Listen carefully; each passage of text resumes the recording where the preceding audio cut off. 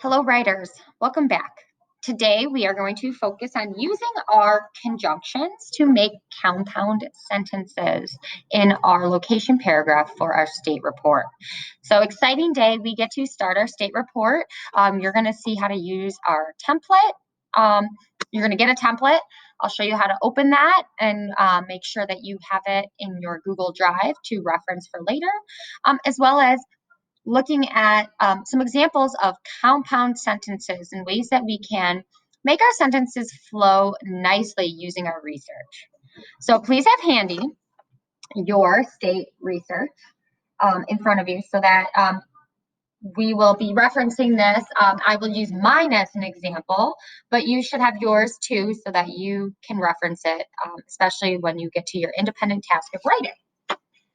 So just to review, we talked about how we can make simple sentences into compound sentences, okay? Combining two parts of a sentence by using our conjunctions.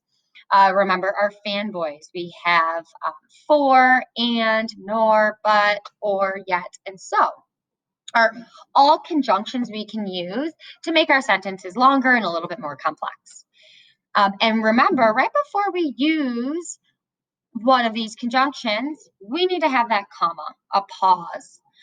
So let's see how we can apply these compound sentences into our location paragraph. So I'm going to show you a mentor sentence. This is about Illinois, since that's what I'm researching. So hills, valleys, and rocky cliffs cover southern Illinois, but most of the state is rolling plains. If you notice, I've got my conjunction, my comma, and notice how I was able to combine that sentence into one. It could have sounded like hills, valleys, and rocky cliffs cover southern Illinois. Most of the state is rolling plains. Notice that when you combine the sentences, it flows a little bit better. So what's kind of tricky about our first geography section, if we look at our note taker, you can kind of see a picture of mine here. It's a lot of kind of choppy information. We've got our bordering states, our region, our population, our population and rank, as well as our land area and rank, capital city, state motto, nickname, date of statehood. So thinking about how we can incorporate not all, but most of these facts into a paragraph, we're going to need to figure out how to make our sentences flow together. And what we're going to take a look at, especially looking at our state borders, this can look pretty choppy if we're just saying to the north is Wisconsin, to the south is Missouri, to the east is Indiana, and to the west is Iowa, Missouri. It sounds a little bit repetitive, so we're going to get creative and think about how we can try to make these state borders flow using our conjunctions and using different ways to start off our sentences into compound sentences. So let's take a look at what I've got here. Bordering, so I'm using my note taker again. I have my list of states here, and I want you to notice what I did here. Bordering Illinois to the north is Wisconsin, yet to the south are the states of Missouri and Kentucky. If you notice, I have a yet here, so, and a comma there. I combined that sentence. The Mississippi River flows to the west of Illinois, and Indiana borders Illinois to the east. Notice how my sentences differ in the fact that they start with different sentences or different words. And I want you to notice that I focused on using the north and south and how I use the east and west and ways that I can combine the sentences.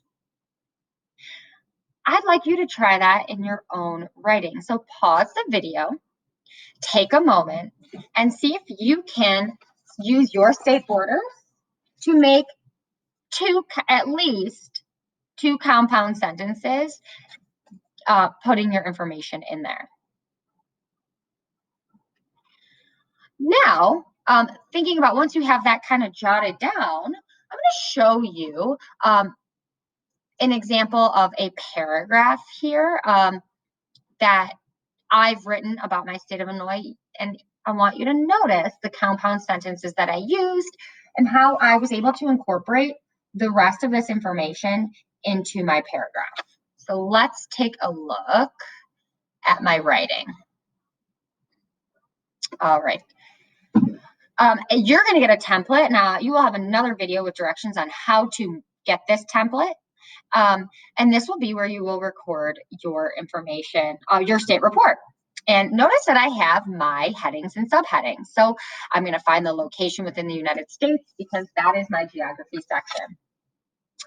Illinois, also known as the Prairie State, is located in the Midwest region of the United States. With 12,880,580 people, Illinois is the 5th largest state by population.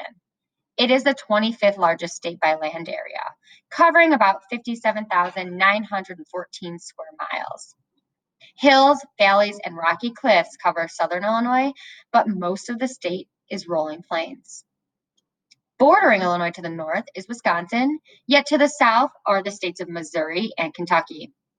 The Mississippi River flows to the west of Illinois, and Indiana borders Illinois to the east. I needed to make sure that I added some words here in order to make this flow. Otherwise, this paragraph can be extremely choppy. I want you to notice some of the things I did here. And you can always come back to this as a reference to help you. Notice how I started off being able to add my nickname here, but the Prairie State. So I was able to use that information. I also incorporated, even in that first sentence, what region it's located in. Notice how I started off the sentence with X amount of people. I didn't start off with the number. I put in a word before that, and I was able to get my state population in, and then my land area.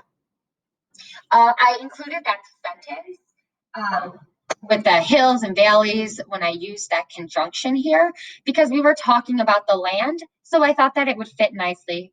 Even though that might not be necessarily in my notes, I did come across it in my research, and I thought that this would be a great place to put it to give my paragraph a little bit more personality. So feel free to check back in some of your resources for that. Lastly, I included my state borders. All right, and that's where I put in that mentor sentence for you for that.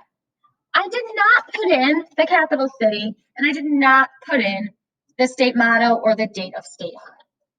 I will be incorporating these in a different part, maybe my introduction, maybe a little bit of my history. So you don't need to use every box, but I do want you to make sure that you use the regions, which region it is, and your state borders, and your population and land area. Might be a good time to also introduce a popular name from your state. All right, so please feel free to check back here, look at my mentor paragraph if you are having trouble making your sentence flow. And remember, please use your compound sentences. All right, writers, off you go.